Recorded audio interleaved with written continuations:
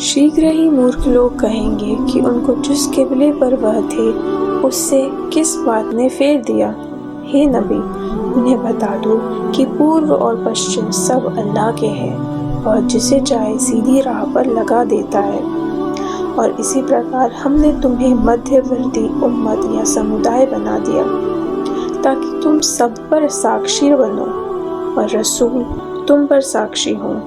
और हमने यह किबला जिस पर तुम थे इसीलिए बनाया था ताकि यह बात खोल दें कि कौन अपने धर्म से फिर जाता है।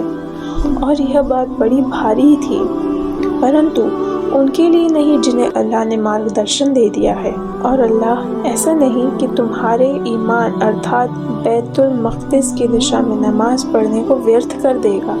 वास्तव में अल्लाह लोगों के लिए अत्यंत करुणामय तथा दयावान है। हे नबी, हम आपके मुख को बार बार आकाश की ओर फिरते देख रहे हैं, तो हम अवश्य आपको उस किबले या काबा की ओर फेर देंगे जिससे आप प्रसन्न हो जाएं। तो अब अपना मुख मस्जिद हराम की ओर फेर लो तथा हे मुसलमानों, तुम भी जहाँ रहो उसी की ओर मुख किया करो। और निश्चय अहले किताब जानते हैं कि यह उनके पालनहार की ओर से सत्य है और अल्लाह उनके कर्मों से असूचित नहीं है। और यदि आप अहले किताब के पास प्रत्येक प्रकार की निशानी ला दें तब भी वह आपके किबले का अनुसरण नहीं करेंगे और न आप उनके किबले का अनुसरण करेंगे और न उनमें से कोई दूसरे के किबले का अनुसरण करेगा।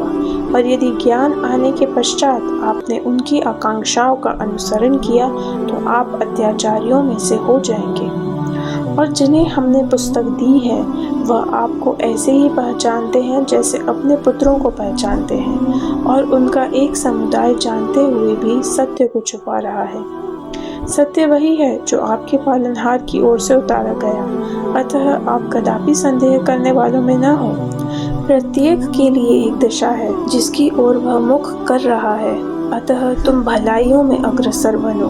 तुम जहाँ भी रहोगे अल्लाह तुम सभी को प्रलय के दिन ले आएगा। निश्चय अल्लाह जो चाहे वह कर सकता है। और आप जहाँ भी निकले अपना मुख मस्जिद हराम की ओर फेरे। निसंदेह यह आपके पालनहार की ओर से सत्य आदेश है और अल्लाह तुम्हारे कर्मों से असूचित नहीं है। और आप जहाँ से भी निकले अपना मुख मस्जिद हराम की ओर फेरे। और हे मुसलमानों, तुम जहाँ भी रहो अपने मुख को उसी की ओर फेरो ताकि उनको तुम्हारे विरुद्ध किसी विवाद का अवसर न मिले मगर उन लोगों के अतिरिक्त जो अत्याचार करें। अतः उनसे न डरो, मुझी से डरो, और ताकि मैं तुम पर अपना पुरस्कार धर्म विधान पूरा कर दूं और ताकि तुम सीधी डगर पा जाओ। जिस प्रकार हमने तुम्हारे लिए तुम्ही में से एक रसूल भेजा जो तुम्हें हमारी आयतें सुनाता तथा तुमको शुद्ध आज्ञाकारी बनाता है और तुम्हें पुस्तक कुरान तथा हिकमत यानी सुन्नत सिखाता है तथा तुम्हें वह बातें सिखाता है जो तुम नहीं जानते थे। अतः मुझे याद करो, मैं तुम्हें याद करूँगा, और मेरे आभारी रहो और मेरे कृतज्ञ न बनो। हे ईमान वालों, धैर्य तथा नमाज का सहारा लो। निश्चय अल्लाह धैर्यवानों के साथ है। तथा जो अल्लाह की राह में मारे जाएं उन्हें मुर्दा ना कहो, बल्कि वह जीवित हैं, परंतु तुम उनके जीवन की दशा नहीं समझते। और हम अवश्य कुछ भय, भूख तथा धनों और प्राणों तथा खाद्य पदार्थों की कमी से तुम्हारी परीक्षा करेंगे। और धैर्य वालों को शुभ समाचार सुना दो। जिन पर कोई आपदा आ पड़े तो कहते हैं कि हम अल्लाह के हैं और हमें उसी के पास फिर से जाना है। इन्हीं पर उनके पालनहार की कृपाएं तथा दया है और यही सीधी राह पाने वाले हैं। बेशक सफ़ा तथा मरवा पहाड़ी अल्लाह के धर्म की निशानियों में से है। अतः जो अल्लाह के घर पर हज या उम्रा करे तो उस पर कोई दोष नहीं कि इन दोनों का फेरा लगाए। और जो स्वेच्छा से भलाई करे तो निसंदेह अल्लाह उसका गुणग्राही अतिज्ञानी है। और जो हमारी उतारी गई आयतों यानी अंतिम नबी के गुणों और मार्गदर्शन को इसके पश्चात कि हमने पुस्तक में उसे लोगों के लिए उजागर कर दिया है छुपाते हैं, उन्हीं को अल्लाह धिक्कारता है और सब धिक्कारने वाले धिक्कारते हैं। और जिन लोगों ने तौबा या क्षमा याचना कर ली और सुधार कर लिया और उजागर भी कर दिया, तो मैं उनकी तौबा स्वीकार कर लूँगा और मैं अत्यंत क्षमाशील और दयावान हूँ। वास्तव में जो काफिर या अविश्वासी हो गए और इसी दशा में मरे, तो वही है जिन पर अल्लाह तथा फरिश्तों और सब लोगों का धिक्कार है। वह इस धिक्कार में सदावासी होंगे।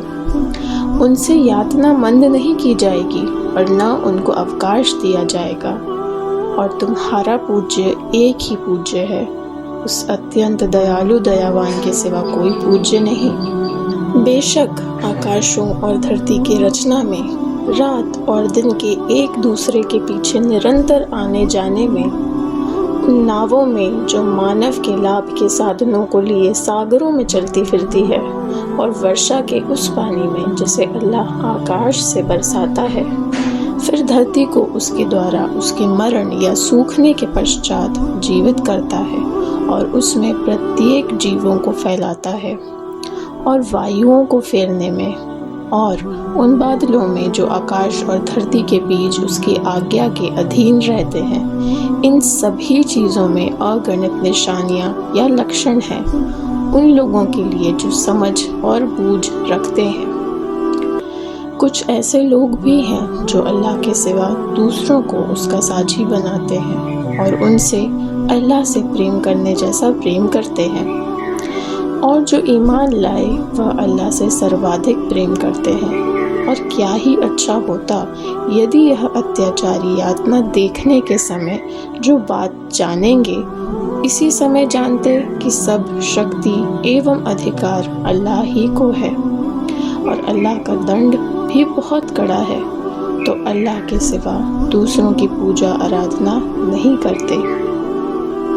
जब यह दशा होगी कि जिसका अनुसरण किया गया वह अपने अनुयायियों से विरक्त हो जाएंगे और उनके आपस के सभी संबंध टूट जाएंगे, और जो अनुयायी होंगे वह यह कामना करेंगे कि एक बार और हम संसार में जाते तो इनसे ऐसे ही विरक्त हो जाते जैसे यह हमसे विरक्त हो गए। ऐसे ही अल्लाह उनके कर्मों को उनके लिए संताप बनाकर दिखाएगा और वह अग्नि से निकल नहीं सकेंगे। हे लोगों, धरती में जो अनुसरण किया गया हलाल या वैध स्वच्छ चीज़ें हैं उन्हें खाओ, और शैतान की बताई राहों पर न चलो, वह तुम्हारा खुला शत्रु है। वह तुमको बुराई तथा निर्लज्जा का आदेश देता है, और यह कि अल्लाह पर उस चीज़ का आरोप धरो जिसे तुम नहीं जानते हो। और जब उनसे कहा जाता है कि जो कुरान अल्लाह ने उतारा है उस पर चलो, तो कहते हैं कि हम तो उसी रीति पर चलेंगे जिस पर अपने पूर्वजों को पाया है। क्या यदि उनके पूर्वज कुछ न समझते रहे तथा कुपथ पर रहे, तब भी वह उन्हीं का अनुसरण करते रहेंगे? उनकी दशा जो काफिर हो गए उसके समान है जो उस पशु को पुकारता है जो हाँक पुकार के सिवा कुछ नहीं सुनता। यह अविश्वासी लोग बहरे, गूंगे तथा अंधे हैं, इसके लिए कुछ नहीं समझते। हे ईमान वालों, उन स्वच्छ चीज़ों में से खाओ जो हमने तुम्हें दी है, और अल्लाह की कृतज्ञता का वर्णन करो यदि तुम केवल उसी की इबादत वंदना करते हो। अल्लाह ने तुम पर मुर्दार तथा बहता रक्त और सूअर का मांस तथा जिस पर अल्लाह के सिवा किसी और का नाम पुकारा गया हो उनको हराम या निषेध कर दिया है। फिर भी जो विवश हो जाए जबकि वह नियम न तोड़ रहा हो और आवश्यकता की सीमा का उल्लंघन न कर रहा हो, तो उस पर कोई दोष नहीं। अल्लाह अति क्षमाशील दयावान है। वास्तव में जो लोग अल्लाह की उतारी पुस्तक की बातों को छुपा रहे हैं और उसके बदले तनिक मूल्य प्राप्त कर लेते हैं, वही अपने उदर में केवल अग्नि भर रहे हैं, और अल्लाह उनसे बात नहीं करेगा और न उनको विशुद्ध करेगा, और उन्हीं के लिए दुखदाई यातना है।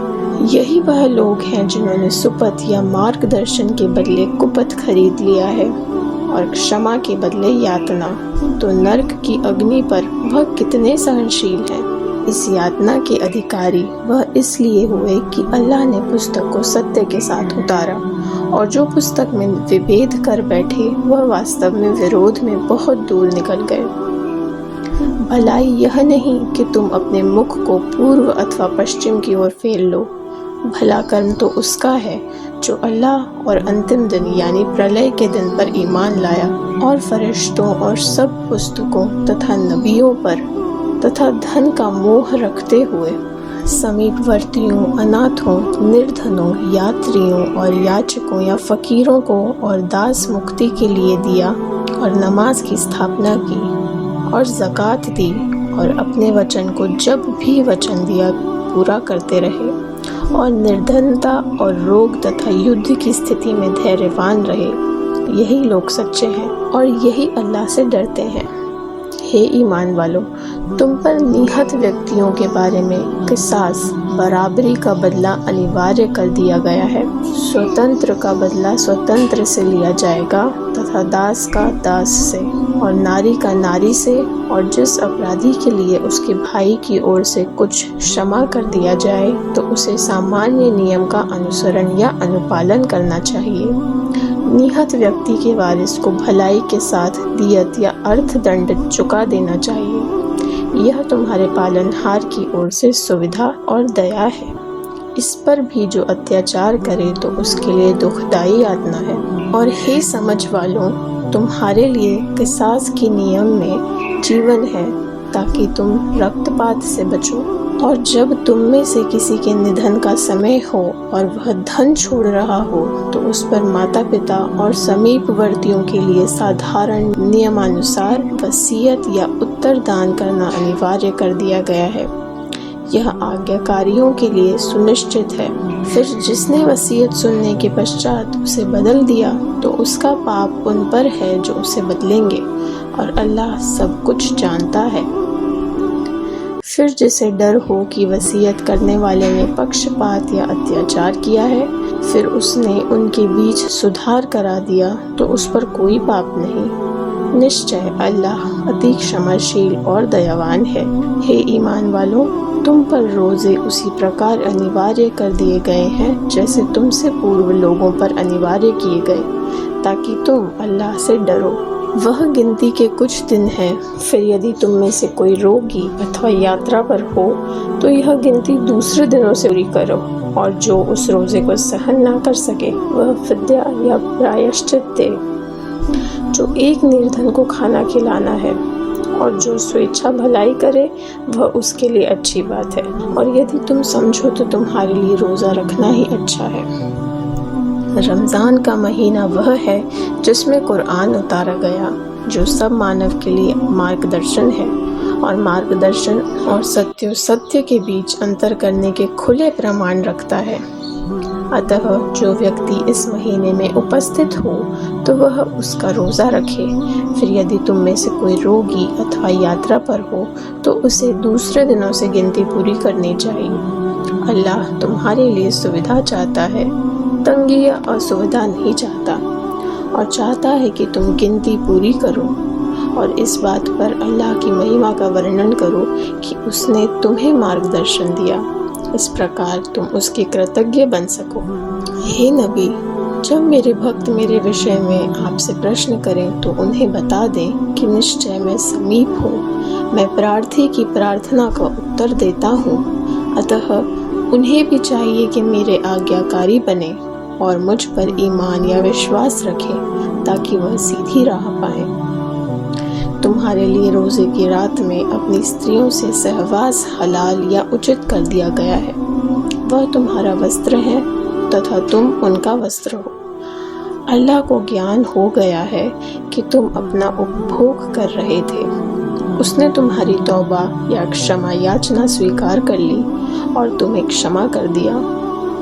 जब उनसे रात्रि में सहवास करो और अल्लाह के अपने भाग्य में लिखे की खोज करो और रात्रि में खाओ तथा पियो, यहाँ तक कि भोर की सफ़ेद धारी रात की काली धारी से उजागर हो जाए। फिर रोज़े को रात्रि सूर्यास्त तक पूरा करो और उनसे सहवास न करो जब मस्जिदों में एतकाफ या एकांतवास में रहो। यह अल्लाह की सीमाएं हैं, इनके समीप भी न जाओ। इसी प्रकार अल्लाह लोगों के लिए अपनी आयतों को उजागर करता है ताकि वह उनके उल्लंघन से बचें।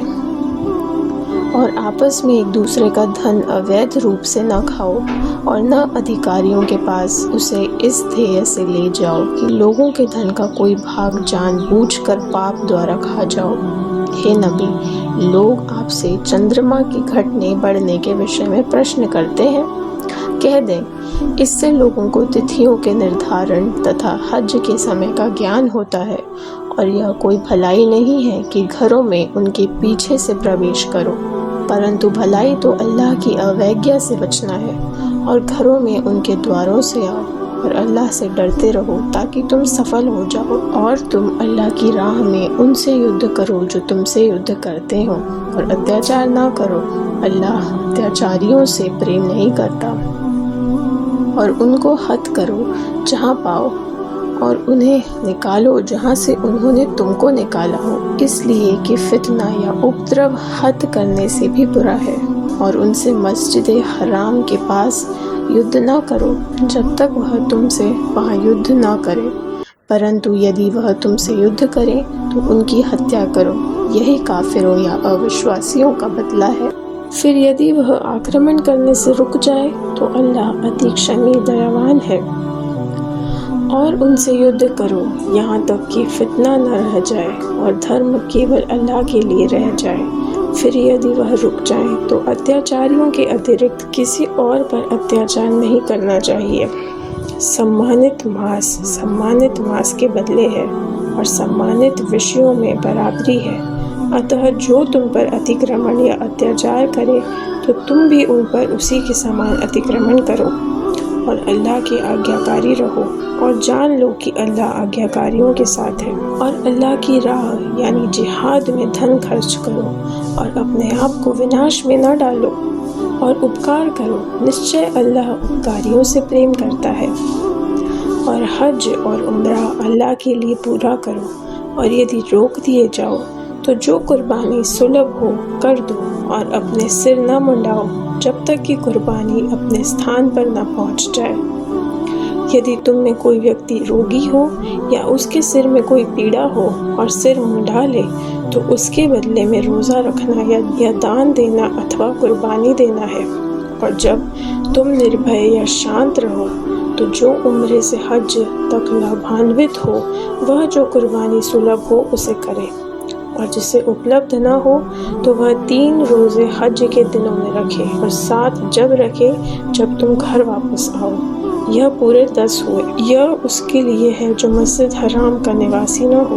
और अल्लाह से डरो तथा जान लो कि अल्लाह की यातना बहुत कड़ी है। हज के महीने प्रसिद्ध हैं, तो जो व्यक्ति इनमें हज का निश्चय कर ले तो हज के बीच काम वासना तथा अवज्ञा और झगड़े की बातें न करे। और तुम जो भी अच्छे कर्म करोगे तो उसका ज्ञान अल्लाह को हो जाएगा, और अपने लिए पाथेय बना लो। उत्तम पाथेय अल्लाह की आज्ञाकारिता है। तथा हे समझ वालों, मुझी से डरो। और तुम पर कोई दोष नहीं कि अपने पालनहार के अनुग्रह की खोज करो। तो फिर जब तुम अरफात से चलो तो मशरे हराम के पास अल्लाह का स्मरण करो, जिस प्रकार अल्लाह ने तुम्हें बताया है, यद्यपि इससे पहले तुम कुपथों में थे। फिर तुम भी वहीं से फिरो जहाँ से लोग फिरते हैं, और अल्लाह से क्षमा मांगो। निश्चय अल्लाह अति क्षमाशील और दयावान है। और जब तुम अपने हज के मनासिक कर्म पूरे कर लो तो जिस प्रकार पहले अपने पूर्वजों की चर्चा करते रहे उसी प्रकार बल्कि उससे भी अधिक अल्लाह का स्मरण करो। उनमें से कुछ ऐसे हैं जो यह कहते हैं कि हे हमारे पालनहार, हमें जो देना है संसार ही में दे दे। अतः ऐसे व्यक्ति के लिए परलोक में कोई भाग नहीं है। और उनमें से कुछ ऐसे हैं जो यह कहते हैं कि हमारे पालनहार हमें संसार की भलाई दे तथा परलोक में भी भलाई दे, और हमें नरक की यातना से सुरक्षित रख। इन्हीं को इनकी कमाई के कारण भाग मिलेगा, और अल्लाह शीघ्र हिसाब चुकाने वाला है। और इन गिनती के कुछ दिनों में अल्लाह को स्मरण याद करो। फिर जो कोई व्यक्ति शीघ्रता से 2 ही दिन में मिना से चल दे तो उस पर कोई दोष नहीं, और जो विलंब करे तो उस पर भी कोई दोष नहीं। उस व्यक्ति के लिए जो अल्लाह से डरा तथा तुम अल्लाह से डरते रहो और यह समझ लो कि तुम उसी के पास प्रलय के दिन एकत्र किए जाओगे। हे नबी, लोगों में ऐसा व्यक्ति भी है जिसकी बात आपको सांसारिक विषय में भाती है, और जो कुछ उसके दिल में है वह उस पर अल्लाह को साक्षी बनाता है, जबकि वह बड़ा झगड़ालू है। और जब वह आपके पास से जाता है तो धरती में उपद्रव मचाने का प्रयास करता है और खेती तथा पशुओं का विनाश करता है, और अल्लाह उपद्रव से प्रेम नहीं करता। तथा जब उससे कहा जाता है कि अल्लाह से डर, तो अभिमान उसे पाप पर उभार देता है। अतः उसके दंड के लिए नर्क काफ़ी है और वह बहुत बुरा बिछौना है।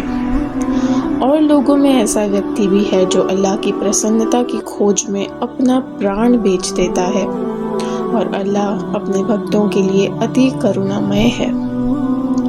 हे ईमान वालों, तुम सर्वथा इस्लाम में प्रवेश कर जाओ और शैतान की राहों पर मत चलो, निश्चय वह तुम्हारा खुला शत्रु है। फिर यदि तुम खुले तर्कों या दलीलों के आने के पश्चात विचलित हो गए तो जान लो कि अल्लाह प्रभुत्वशाली तथा तत्वज्ञ है।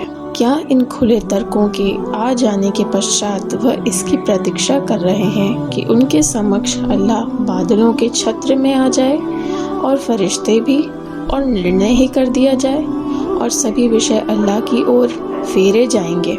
बनी इसराइल से पूछो कि हमने उन्हें कितनी खुली निशानियां दी। इस पर भी जिसने अल्लाह की अनुकंपा को उसके अपने पास आ जाने के पश्चात बदल दिया तो अल्लाह की यातना भी बहुत कड़ी है। काफिरों या अविश्वासियों के लिए सांसारिक जीवन शोभनीय एवं मनोहर बना दिया गया है, और जो ईमान लाए या उनका उपहास करते हैं और प्रलय के दिन अल्लाह के आज्ञाकारी उनसे उच्च स्थान पर रहेंगे, और अल्लाह जिसे चाहे अगणित आजीविका प्रदान करता है। आरंभ में सभी मानव एक ही स्वाभाविक सतधर्म पर थे, फिर विभेद हुआ तो अल्लाह ने नबियों को शुभ समाचार सुनाने और अवज्ञा से सचेत करने के लिए भेजा, और उन पर सत्य के साथ पुस्तक उतारी, ताकि वह जिन बातों पर विभेद कर रहे हैं उनका निर्णय कर दें। और पाप के दुराग्रह से उन्होंने ही विभेद किया जिनको विभेद निवारण के लिए यह पुस्तक दी गई। तो जो ईमान लाए, अल्लाह ने उस विभेद में उन्हें अपनी अनुमति से सतपथ दर्शा दिया, और अल्लाह जिसे चाहे सतपथ दर्शा देता है। क्या तुमने समझ रखा है कि यूं ही स्वर्ग में प्रवेश कर जाओगे? हालांकि अभी तक तुम्हारी वह दशा नहीं हुई जो तुमसे पूर्व के ईमान वालों की हुई। उन्हें तंगियों तथा आपदाओं ने घेर लिया और वह झंझोड़ दिए गए, यहाँ तक कि रसूल और जो उस पर ईमान लाए गुहारने लगे कि अल्लाह की सहायता कब आएगी। उस समय कहा गया, सुन लो, अल्लाह की सहायता समीप है। हे नबी, वह आपसे प्रश्न करते हैं कि कैसे व्यय या खर्च करें। उनसे कहो कि जो भी धन तुम्हारा खर्चा करो अपने माता पिता, समीपवर्तियों, अनाथों, निर्धनों तथा यात्रियों को दो, और जो भी भलाई तुम करते हो उसे अल्लाह भली भांति जानता है। हे ईमान वालों, तुम पर युद्ध करना अनिवार्य कर दिया गया है, और वह तुम्हें अप्रिय है। हो सकता है कि कोई चीज़ तुम्हें अप्रिय हो और वही तुम्हारे लिए अच्छी हो, और इसी प्रकार संभव है कि कोई चीज़ तुम्हें प्रिय हो और वह तुम्हारे लिए बुरी हो। अल्लाह जानता है और तुम नहीं जानते। हे नबी, वह आपसे प्रश्न करते हैं कि सम्मानित मास में युद्ध करना कैसा है, तो आप उनसे कह दें कि उसमें युद्ध करना घोर पाप है, परंतु अल्लाह की राह से रोकना और उसका इनकार करना तथा मस्जिद हराम से रोकना और उसके निवासियों को उससे निकालना अल्लाह के समीप उससे भी घोर पाप है। और फितना या सत्धर्म से विचलाना हत्या से भी भारी है, और वह तो तुमसे युद्ध करते ही जाएंगे, यहाँ तक कि उनके बस में हो तो तुम्हें तुम्हारे धर्म से फेर दें। और तुम में से जो व्यक्ति अपने धर्म यानी इस्लाम से फिर जाएगा, फिर कुफ्र पर ही उसकी मौत होगी, तो ऐसों का किया कराया संसार तथा परलोक में व्यर्थ हो जाएगा, और वही नारकी हैं और वह उसमें सदावासी होंगे। इसके विपरीत जो लोग ईमान लाए और उन्होंने हिजरत की तथा अल्लाह की राह में जिहाद किया, तो वास्तव में वही अल्लाह की दया की आशा रखते हैं, और अल्लाह अति क्षमाशील और बहुत दयालु है। हे नबी, वह आपसे मदिरा या शराब और जुए के विषय में प्रश्न करते हैं। आप बता दें कि इन दोनों में बड़ा पाप है। कुछ लाभ भी है, परंतु उनका पाप उनके लाभ से अधिक बड़ा है। और वह आपसे प्रश्न करते हैं कि अल्लाह की राह में क्या खर्च करें। उनसे कह दो कि जो अपनी आवश्यकता से अधिक हो। इसी प्रकार अल्लाह तुम्हारे लिए आयतों धर्म देशों को उजागर करता है, ताकि तुम सोच विचार करो। और वह आपसे अनाथों के विषय में प्रश्न करते हैं, तो उनसे कह दो कि जिस बात में उनका सुधार हो वही सबसे अच्छी है। यदि तुम उनसे मिलकर रहो तो वह तुम्हारे भाई ही हैं, और अल्लाह जानता है कि कौन सुधारने और कौन बिगाड़ने वाला है। और यदि अल्लाह चाहता तो तुम पर सख्ती कर देता। वास्तव में अल्लाह प्रभुत्वशाली तत्वज्ञ है। तथा मुशरिक स्त्रियों से तुम विवाह न करो जब तक वह ईमान न लाएं, और ईमान वाली दासी मुशरिक स्त्री से उत्तम है। यद्यपि वह तुम्हारे मन को भा रही हो, और अपनी स्त्रियों का विवाह मुशरिकों से न करो, और जब तक वह ईमान न लाए। और ईमान वाला दास मुशरिक से उत्तम है, यद्यपि वह तुम्हें भा रहा हो। वह तुम्हें अग्नि की ओर बुलाते हैं, और अल्लाह स्वर्ग और क्षमा की ओर बुला रहा है, और सभी मानव के लिए अपनी आयतें या आदेश उजागर कर रहा है, ताकि वह शिक्षा ग्रहण करे। और वह आपसे मासिक धर्म के विषय में प्रश्न करते हैं, तो कह दें कि वह मलिनता है, और उनके समीप भी न जाओ जब तक पवित्र न हो जाए। फिर जब वह भली भांति स्वच्छ हो जाएं, तो उनके पास उसी प्रकार जाओ जैसे अल्लाह ने तुम्हें आदेश दिया है। निश्चय अल्लाह तौबा करने वालों तथा पवित्र रहने वालों से प्रेम करता है। तुम्हारी पत्नियां तुम्हारे लिए खेतियां हैं। तुम्हें अनुमति है कि जैसे चाहो अपनी खेतियों में जाओ, परंतु भविष्य के लिए भी सत्कर्म करो, और अल्लाह से डरते रहो, और विश्वास रखो कि तुम्हें उससे मिलना है, और ईमान वालों को शुभ सूचना सुना दो। और अल्लाह के नाम पर अपनी शब्दों को उपकार तथा सदाचार और लोगों में मिलाप कराने के लिए रोक ना बनाओ, और अल्लाह सब कुछ सुनता एवं जानता है। अल्लाह तुम्हारी निरर्थक शपथों पर तुम्हें नहीं पकड़ेगा, परंतु जो शपथ अपने दिलों के संकल्प से लोगे उन पर पकड़ेगा, और अल्लाह अति क्षमाशील सहनशील है। तथा जो लोग अपनी पत्नियों से संभोग न करने की शपथ लेते हों, वह 4 महीने प्रतीक्षा करें। फिर यदि अपनी शपथ से इस बीच फिर जाएं, तो अल्लाह अति क्षमाशील एवं दयावान है। और यदि उन्होंने तलाक का संकल्प ले लिया हो, तो निःसंदेह अल्लाह सब कुछ सुनता और जानता है। और जिन स्त्रियों को तलाक दी गई हो, वह 3 बार रजबती होने तक अपने आप को विवाह से रोके रखें। उनके लिए हलाल वैध नहीं है कि अल्लाह ने जो उनके गर्भाशयों में पैदा किया है वह उसे छुपाएं।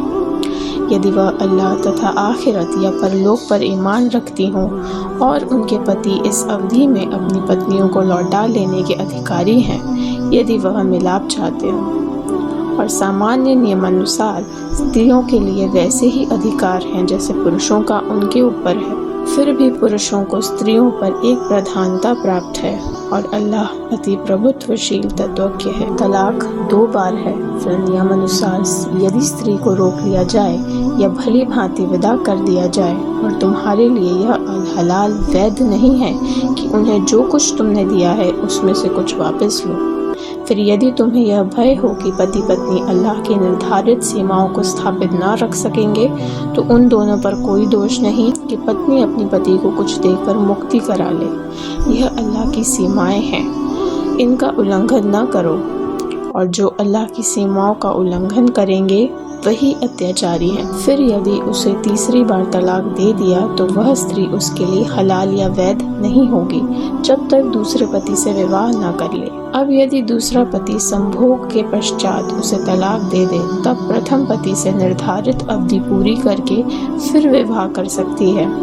यदि वह दोनों समझते हों कि अल्लाह की सीमाओं को स्थापित रख सकेंगे और यही अल्लाह की सीमाएं हैं जिन्हें उन लोगों के लिए उजागर कर रहा है जो ज्ञान रखते हैं। और यदि स्त्रियों को 1 या 2 तलाक दे दो और उनके निर्धारित अवधि इद्दत पूरी होने लगे तो नियमानुसार उसे रोक लो अथवा नियमानुसार विदा कर दो। उन्हें हानि पहुंचाने के लिए न रोको ताकि उन पर अत्याचार करो, और जो कोई ऐसा करेगा तो वह स्वयं अपने ऊपर अत्याचार करेगा। और अल्लाह की आयतों या आदेशों को उपहास न बनाओ और अपने ऊपर अल्लाह के उपकार तथा उस पुस्तक कुरान तथा हिकमत यानी सुन्नत को याद करो जिसे उसने तुम पर उतारा है और उसके द्वारा तुमको शिक्षा दे रहा है। और अल्लाह से डरो और विश्वास रखो कि अल्लाह सब कुछ जानता है। और जब तुम अपनी पत्नियों को 3 से कम तलाक दो और वह अपनी निश्चित अवधि इद्दत पूरी कर लें तो स्त्रियों के संरक्षकों उन्हें अपने पतियों से विवाह करने से न रोको जबकि सामान्य नियमानुसार वह आपस में विवाह करने पर सहमत हो। यह तुम में से उसे निर्देश दिया जा रहा है जो अल्लाह तथा अंतिम दिन यानी प्रलय पर ईमान या विश्वास रखता है। यही तुम्हारे लिए अधिक स्वच्छ तथा पवित्र है और अल्लाह जानता है तुम नहीं जानते। और माताएं अपने बच्चों को पूरे 2 वर्ष दूध पिलाएं और पिता को नियमानुसार उन्हें खाना कपड़ा देना है। किसी पर उसकी सकत से अधिक भार नहीं डाला जाएगा। न माता को उसके बच्चे के कारण हानि पहुंचाई जाए और न पिता को उसके बच्चे के कारण। और इसी प्रकार पिता के वारिस यानी उत्तराधिकारी पर खाना कपड़ा देने का भार है। फिर यदि दोनों आपस की सहमति तथा परामर्श से 2 वर्ष से पहले दूध छुड़ाना चाहें तो दोनों पर कोई दोष नहीं। और यदि तुम्हारा विचार किसी अन्य स्त्री से दूध पिलवाने का हो तो इसमें भी तुम पर कोई दोष नहीं जब तक कि जो कुछ नियमानुसार उसे देना है उसको चुका दिया हो। तथा अल्लाह से डरते रहो और जान लो कि तुम जो कुछ करते हो उसे अल्लाह देख रहा है। और तुम में से जो मर जाए और अपने पीछे पत्नियां छोड़ जाएं तो वह स्वयं को 4 महीने 10 दिन रोके रखें। फिर जब उनकी अवधि पूरी हो जाए तो वह सामान्य नियमानुसार अपने विषय में जो भी करे उसमें तुम पर कोई दोष नहीं और अल्लाह तुम्हारे कर्मों से सूचित है। इस अवधि में यदि तुम उन स्त्रियों को विवाह का संकेत दो अथवा अपने मन में छुपाए रखो तो तुम पर कोई दोष नहीं। अल्लाह जानता है कि उनका विचार तुम्हारे मन में आएगा, परंतु उन्हें गुप्त रूप से विवाह का वचन न दो, परंतु यह कि नियमानुसार कोई बात कहो और विवाह के बंधन का निश्चय उस समय तक न करो जब तक निर्धारित अवधि पूरी न हो जाए। और जान लो कि जो कुछ तुम्हारे मन में है उसे अल्लाह जानता है। अतः उससे डरते रहो और जान लो कि अल्लाह क्षमाशील सहनशील है। और तुम पर कोई दोष नहीं यदि तुम स्त्रियों को संभोग करने तथा महर यानी विवाह उपहार निर्धारित करने से पहले तलाक दे दो। इस स्थिति में उन्हें कुछ दो, नियमानुसार धनी पर अपनी शक्ति के अनुसार तथा निर्धन पर अपनी शक्ति के अनुसार देना है। यह उपकारियों पर आवश्यक है। और यदि तुम उनको उनसे संभोग करने से पहले तलाक दो इस स्थिति में कि तुमने उनके लिए महर यानी विवाह उपहार निर्धारित कर दिया है तो निर्धारित महर का आधा देना अनिवार्य है। यह और बात है कि वह क्षमा कर दे अथवा वह क्षमा कर दे जिनके हाथ में विवाह का बंधन है, और क्षमा कर देना संयम से अधिक समीप है। और आपस में उपकार को न भूलो। तुम जो कुछ कर रहे हो अल्लाह सब कुछ जानता है, अल्लाह सब कुछ देख रहा है। नमाजों का विशेष रूप से माध्यमिक नमाज यानी असर की नमाज का ध्यान रखो और अल्लाह के लिए विनय पूर्वक खड़े रहो। और यदि तुम्हें भय हो तो पैदल या सवार जैसे संभव हो नमाज पढ़ो। फिर जब निश्चिंत हो जाओ तो अल्लाह ने तुम्हें जैसे सिखाया है, जिसे पहले तुम नहीं जानते थे, वैसे अल्लाह को याद करो। और जो तुम में से मर जाएं तथा पत्नियां छोड़ जाएं, वह अपनी पत्नियों के लिए 1 वर्ष तक उनको खर्च देने तथा घर से न निकलने की वसीयत कर जाएं। तो यदि वह स्वयं निकल जाएं और सामान्य नियम अनुसार अपने विषय में कुछ भी करें तो तुम पर कोई दोष नहीं। अल्लाह प्रभावशाली तत्वज्ञ है। और जिन स्त्रियों को तलाक दी गई हो तो उन्हें भी उचित रूप से सामग्री मिलनी चाहिए। यह आज्ञाकारियों पर आवश्यक है। इसी प्रकार अल्लाह तुम्हारे लिए अपनी आयतों को उजागर कर देता है ताकि तुम समझो। क्या आपने उनकी दशा पर विचार नहीं किया जो अपने घरों से मौत के भय से निकल गए, जबकि उनकी संख्या हजारों में थी? और अल्लाह ने उनसे कहा कि मर जाओ, फिर उन्हें जीवित कर दिया। वास्तव में अल्लाह लोगों के लिए बड़ा उपकारी है, परंतु अधिकांश लोग कृतज्ञता नहीं करते। और तुम अल्लाह के धर्म के समर्थन के लिए युद्ध करो और जान लो कि अल्लाह सब कुछ सुनता और जानता है। कौन है जो अल्लाह को अच्छा उधार देता है ताकि अल्लाह उसे उसके लिए कई गुना अधिक कर दे? और अल्लाह ही थोड़ा और अधिक करता है और उसी की ओर तुम सब फेरे जाओगे। हे नबी, क्या आपने बनी इस्राएल के प्रमुखों के विषय पर विचार नहीं किया जो मूसा के बाद सामने आया? जब उसने अपने नबी से कहा, हमारे लिए एक राजा बना दो, हम अल्लाह की राह में युद्ध करेंगे। नबी ने कहा, ऐसा तो नहीं होगा कि तुम्हें युद्ध का आदेश दे दिया जाए तो अवज्ञा कर जाओ। उन्होंने कहा, ऐसा नहीं हो सकता कि हम अल्लाह की राह में युद्ध न करें, जबकि हम अपने घरों और अपने पुत्रों से निकाल दिए गए हैं। परंतु जब उन्हें युद्ध का आदेश दे दिया गया तो उनमें से थोड़े के सिवा सब फिर गए, और अल्लाह अत्याचारियों को भली भांति जानता है। और उनके नबी ने कहा, अल्लाह ने तालूत को तुम्हारा राजा बना दिया है। वह कहने लगे, तालूत हमारा राजा कैसे हो सकता है? हम उससे अधिक राज्य का अधिकार रखते हैं, वह तो बड़ा धनी भी नहीं है। नबी ने कहा, अल्लाह ने उसे तुम पर निर्वाचित किया है और उसे अधिक ज्ञान तथा शारीरिक बल प्रदान किया है।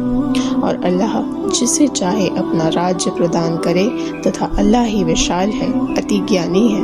और उनके नबी ने उनसे कहा, उसके राज्य का लक्षण यह है कि वह ताबूत तुम्हारे पास आएगा जिसमें तुम्हारे पालनहार की ओर से तुम्हारे लिए संतोष तथा मूसा और हारून के घराने के छोड़े हुए अवशेष हैं।